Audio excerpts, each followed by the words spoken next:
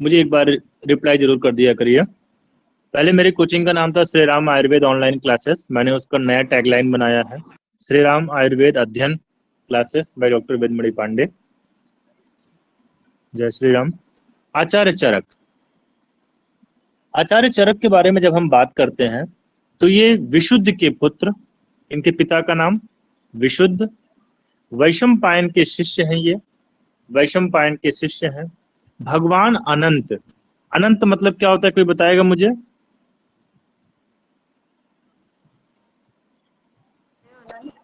अनंत का मतलब, mic on कर लिया करिए, बहुत साइलेंटली क्लास को न चलाएं। सर शेषनाग जी का नाम है अनंत। बिल्कुल सही, बिल्कुल सही। अनंत मतलब होता है शेषनाग या फिर नाग, ठीक। और इसीलिए आज नाग पंचमी है, आप लोगों को ध्यान होगा, आज नाग पंचमी के दिन हम लोग चरक जयंती मनाने का काम करते हैं। क्यों? इनको भगवान अनंत या शेषनाग का अवतार माना गया। एक प्रश्न आप सभी के लिए, किसने कहा इनको? शेषनाग का अवतार किसने बोला?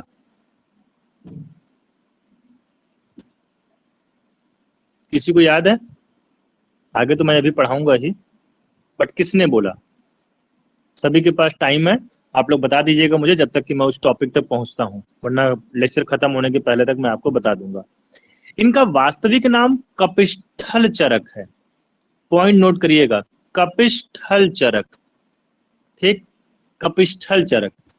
और इनका जो उत्पत्ति स्थान है, मतलब जिस जगह ये रहा करते थे, उस जगह को क्या कहते हैं? कपिस्थल, कपिस्थल। कैसे याद करेंगे हम लोग इसको? ठ और थल, हम लोग जब आर्मी होती है उसे क्या कहते हैं? थल सेना कहते हैं। तो गांव का नाम है कपिस्थल ग्राम ना, हम लोग शब्द प्रयोग करते हैं स्थल, स्थल मतलब स्थान। तो गांव क्या है? कपिस्थल, कपिस्थल। और नाम क्या है? कपिस्थल।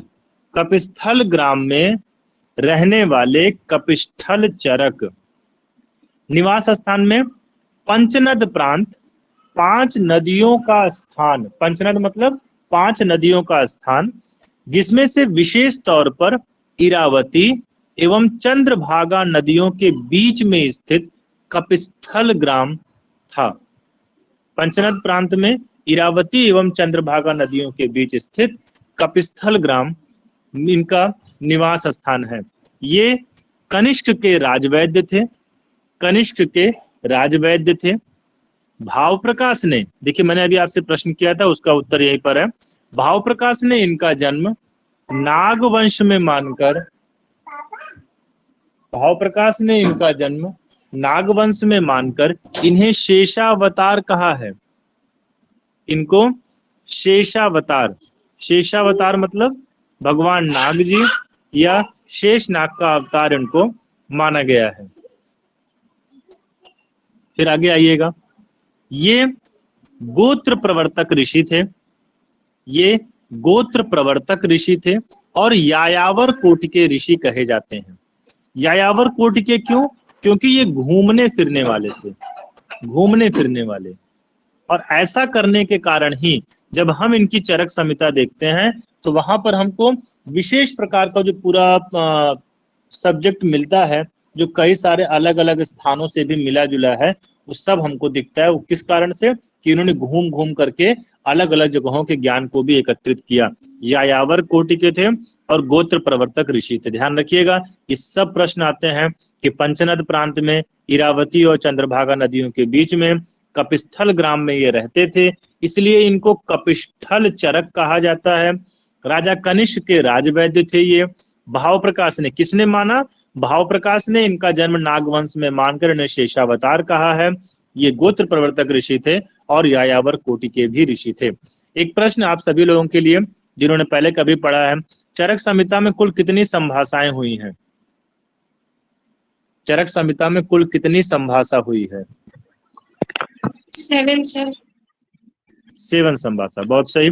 देखिए आंसर आप लोग दिया करें, वो चीजें आपको याद करने में बड़ी आसान होती हैं। डिवीजन क्या है 7 का? 4 सूत्र स्थान में 2 शारीर स्थान में और 1 सिद्धि स्थान में। ठीक, सूत्र स्थान में 4 संभाषा हुई है, 4। चरक सूत्र स्थान पहला, चैप्टर का नाम दीर्घन जीवती अध्याय। चरक सूत्र स्थान 12, चैप्टर का नाम अश्विन, डॉक्टर आकाश बॉस। बात बात कलाकली अध्याय, 25वें अध्याय का नाम बताएं राकेश। यज्ञ यज्ञा पुरुषी अध्याय। 26वें अध्याय का नाम आत्रेय भद्र कापी अध्याय। ठीक, एक मैं फिर से लिख दे रहा हूं, 1, 12, 25 और 26, इन 4 चैप्टरों में सूत्र स्थान में संभाषा हुई है। ठीक, शारीर स्थान में 2 स्थान पर संभाषा हुई है, चैप्टर नंबर 3 और चैप्टर नंबर 6। चैप्टर नंबर 3 का नाम है हुडिका गर्भावक्रांति और चैप्टर नंबर 6 का नाम है शरीर विचय शारीर अध्याय। सिद्धि स्थान में चरक सिद्धि स्थान 11, जिसका नाम फल मात्रा सिद्धि अध्याय है, में संभाषा हुई है। जब हम चरक संहिता के बारे में पढ़ने आते हैं तो चरक संहिता का सैद्धांतिक पक्ष, एक होता है ना सैद्धांतिक, मतलब सिद्धांत की बात कहां पर की गई है या किसके द्वारा लेकर के की गई है, तो सैद्धांतिक पक्ष का उल्लेख सांख्य दर्शन या योग दर्शन के द्वारा लिया गया है और व्यावहारिक पक्ष का ज्ञान न्याय दर्शन या वैशेषिक दर्शन से लिया गया है। ठीक, इसको अगर कोड याद करना हो तो ऐसे याद कर लें,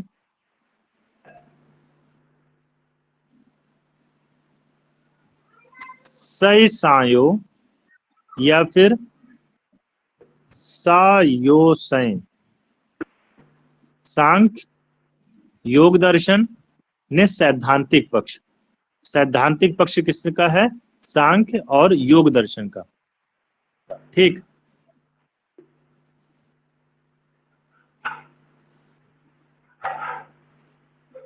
फिर एक और कोड लिख लीजिए नीचे के लिए, वैशेषिक का न्याय, वैशेषिक का न्याय व्यवहारिक नहीं है, व्यवहारिक नहीं है। वैशेषिक का न्याय व्यवहारिक नहीं है। ठीक, अब याद हो गया, सै सायो सैद्धांतिक पक्ष सांख्य और योग, और वैशेषिक का न्याय व्यवहारिक नहीं है, मतलब व्यवहारिक पक्ष किससे लिया गया है? न्याय दर्शन या वैशेषिक दर्शन से। चरक संहिता का जो स्वरूप है वो किससे संबंधित प्रतीत होता है? उपनिषद कालीन। इस बात को जरा समझने के लिए एक पॉइंट समझ लीजिए कि जब आप चरक सिद्धि स्थान 12वां अध्याय या चरक में आखिरी में पढ़ने जाते हैं सेकंड पार्ट में, वहां पर एक चीज लिखा मिलता है, जो यहाँ पर उल्लिखित है, जो यहाँ पर है वही अन्य जगह है, वही अन्य जगह है, और जो यहाँ नहीं है वो कहीं नहीं है। ये जो परिपाटी थी ये उपनिषद कालीन है।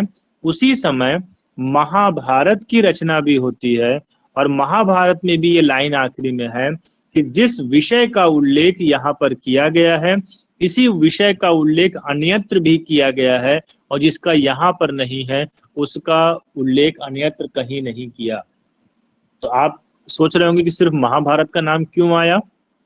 एक प्रश्न आता है, फर्स्ट नॉन मेडिकल बुक, लिखिए फर्स्ट नॉन मेडिकल बुक जिसमें आयुर्वेद शब्द आया, जिसमें आयुर्वेद शब्द आया, तो वो क्या है? उसका आंसर महाभारत, महाभारत।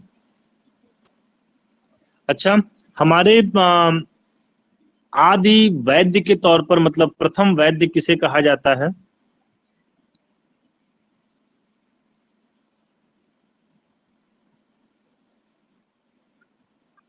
प्रथम वैद्य हम किसे कहते हैं? शंकर भगवान। रुद्र। हाँ बिल्कुल सही, भगवान रुद्र शंकर जी को। और फर्स्ट लेडी फिजिशियन कौन थी? फर्स्ट सरस्वती लेडी जी। फिजिशियन माँ सरस्वती। ठीक, तो ये याद कर लीजिए। अब जरा हम लोग आ जाएं चरक संहिता के कुछ और बिंदुओं पर।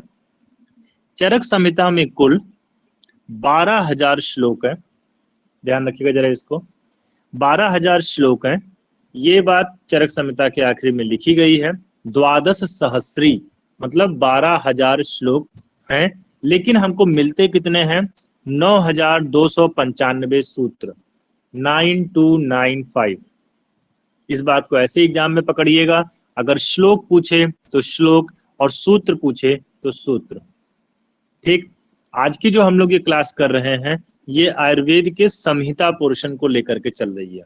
मतलब हम लोग संहिता और इतिहास और संहिता अध्ययन जो है उसको लेकर के हम लोग पढ़ रहे हैं। पहले हम लोग इतिहास का पोर्शन खत्म कर लेंगे, फिर पदार्थ पर आएंगे, फिर क्रिया आदि सब्जेक्ट्स को पढ़ते हुए चलेंगे। सुश्रुत संहिता में कुल 8300 श्लोक हैं या सूत्र हैं। अष्टांग हृदय और काश्यप संहिता में 7,446 सूत्रों का उल्लेख किया गया है। ठीक, इस बात को ध्यान रखिए क्योंकि ये बहुत एग्जाम में क्वेश्चन पूछा जाता है। चरक संहिता में कुल लगभग 1950 योग बताए गए हैं। 14 देशों का उल्लेख है, 1950 योग, 14 देश का उल्लेख, 68 आचार्य। हम लोग इसको जब बोलने आते हैं तो कैसे बोलते हैं? 68 आचार्य, ऐसे ही याद हो पाएगा ये, आ से 68 और बड़े आ से आचार्य। 68 इंग्लिश में ना बोलिए, हिंदी में 68 आचार्य करिए। 68 में 68, आ से 68 और आ से आचार्य, और 64 ऋषि का उल्लेख। 68 आचार्य, ज्ञान देने वाले लोग ज्यादा हैं और जो मुख्य तौर पर मूलतः ज्ञान रखने वाले आदमी हैं वो कम है। तो 68 आचार्य, 68 आचार्य और 64 ऋषियों का उल्लेख है। एक प्रश्न है, मतलब ये मैंने लिख तो दिया है, मतलब वास्तविकता में मेरा पर्सनल नोट्स का मैंने आज ये बनाया आप लोगों को पढ़ाने के लिए पीडीएफ। हम लोग के जो गुरुजी थे या फिर जो और कोचिंग वगैरह के जो किताबों के नोट्स हैं, या कोचिंग क्या, हम लोग के टाइम पे जो किताबों के नोट्स आया करते थे, स्पेशली प्रवीण चौधरी सर की किताब जो थी, उसमें लिखा हुआ था कि इतिहास शब्द 2 बार आया है। पॉइंट नोट करिएगा। लेकिन जब मैं चरक संहिता पढ़ने बैठा तो मुझको चरक विमान स्थान 8/27 41 और चरक शारीर 4/36 के 7वें श्लोक गंधर्व प्रकृति का जहां पर उल्लेख किया गया है, जो 16 मानस प्रकृति है, उसमें इतिहास, गायन, वादन, इतिहास, पुराण आदि का जो ज्ञान रखते हैं वो गांधर्व प्रकृति के होते हैं। इस तरीके से मुझे इतिहास शब्द चरक संहिता में 3 बार मिला है, लेकिन एग्जाम में सब लोग आंसर 2 बार लगवाते हैं। तो आप आंसर 2 ही बार लगवाइएगा, लेकिन आप मुझसे पढ़ रहे हैं इसलिए ये विशेष ज्ञान रख लीजिए कि इतिहास शब्द चरक संहिता में 3 बार आया है। अगर ऑप्शन में कभी 2 ना लिखा हुआ हो, मतलब मुझे पेपर बनाने को मिल जाए या कोई और पेपर बना रहा हो जो समझदार आदमी हो और वो सिर्फ 2 को हटा के 3 लगा दे, तो आप 3 टिक कर सकते हैं। इसकी पुष्टि के लिए आप अपनी किताब खोल करके भी एक बार देख लीजिएगा, जिससे आपको भी कंफर्म हो जाए। कैलाश पर्वत शब्द 2 बार आया है, चरक चिकित्सा 13 और चरक चिकित्सा 21। मैं आप सबसे उम्मीद करूंगा चरक चिकित्सा 13 का नाम क्या है? चरक चिकित्सा 13 का नाम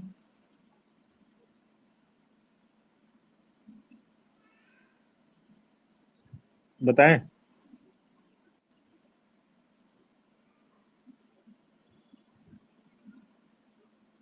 किसी को नहीं याद है?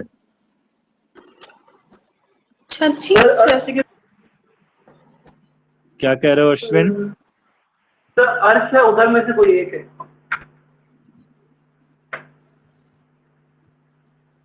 और कोई बताओ क्लियर, मुझे इसका आंसर क्लियर कंफर्मेटरी आंसर दो। सर अर्श है, उधर चिकित्सा में कोई एक है सर। उदर चिकित्सा अध्याय में 13 हो गया। और 21 नाम क्या है?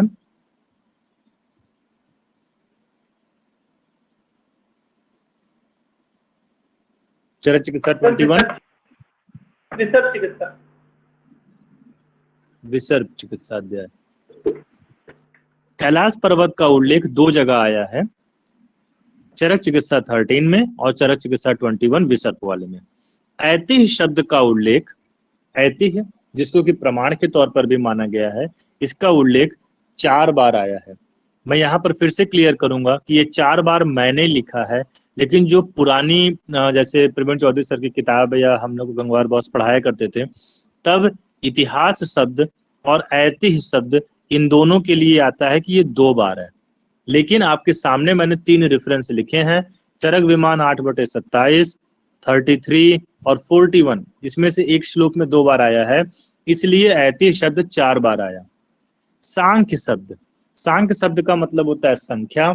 ये शब्द कुल 5 बार आया है, ऐसा लिखा मिलता है, लेकिन मुझे अब तक ये 5 बार से ज्यादा मिल चुका। देख लीजिए, चरक सूत्र 1/8, चरक सूत्र 13/3, चरक सूत्र 25/15, 3 बार तो सूत्र स्थान में, विमान स्थान में 1 बार 8/34, चरक शारीर 1/151 और 5/17 कुल 2, मतलब टोटल 6 बार सांख्य शब्द मुझे चरक संहिता में मिला है। तो ये एक त्रुटि है जो कि हमारे पूर्ववर्ती आचार्यों ने बताया है, लेकिन मैं आप लोगों के सामने दोनों चीजें रख दिया हूँ। एग्जाम में जो आए उस हिसाब से आप विचार करिएगा। लेकिन फिर भी जहां पर बुद्धिमान लोग जाते हैं हम लोग उन्हीं का अनुसरण करते हैं, इसलिए मैंने उसको पहले ही लिख दिया। इतिहास शब्द 2 बार, कैलाश पर्वत 2 बार, ऐतिह्य शब्द 4 बार, या फिर अगर ऑप्शन में ना हो तो 2 बार, और सांख्य शब्द 5 बार चरक संहिता में आया हुआ है। जो ये संहिता लिखने की शैली थी, इसमें स्थान और अध्याय के रूप में इसको लिखा जाता है। तो कुल चरक संहिता में 8 स्थान है, 8 सूत्र स्थान, निदान स्थान, विमान स्थान। इसका कोड याद कर लीजिए, सु नी विषा क्रम है ये, सु नी विषा इचि, इचि का सिद्धि, सुनी विषा इचि का सिद्धि। ठीक, सु से सूत्र स्थान, नी से निदान स्थान, वी से विमान स्थान, शा से शारीर स्थान, ई से इंद्रिय स्थान, ची से चिकित्सा स्थान, का से कल्प स्थान और सिद्धि से सिद्धि स्थान। यहाँ पर ध्यान देने वाली बात है कि आचार्य चरक के सूची, सूची मतलब सूत्र स्थान और ची से चिकित्सा स्थान में 30 अध्याय बताए गए हैं, 30 सूची। ठीक, 30 अध्याय हैं। फिर इकसी, ई क सी, इंद्रिय स्थान, कल्प स्थान और सिद्धि स्थान, इसमें 12-12 अध्याय हैं। और निविषा, निविषा, निदान स्थान, विमान स्थान और शारीर स्थान में 8-8 अध्याय हैं। इस तरीके से अगर आप सबको मिला लेंगे तो टोटल 120 अध्याय हो जाते हैं। कितनी सूची है? 30। अच्छा, इसको एक और कोड भी मैं बताया तो बड़ा बेहतरीन कोड निकला ये कि सूची 30। और आप लोगों को ये भी याद होगा कि चरक संहिता में इंडेक्स किस चैप्टर में दिया गया है?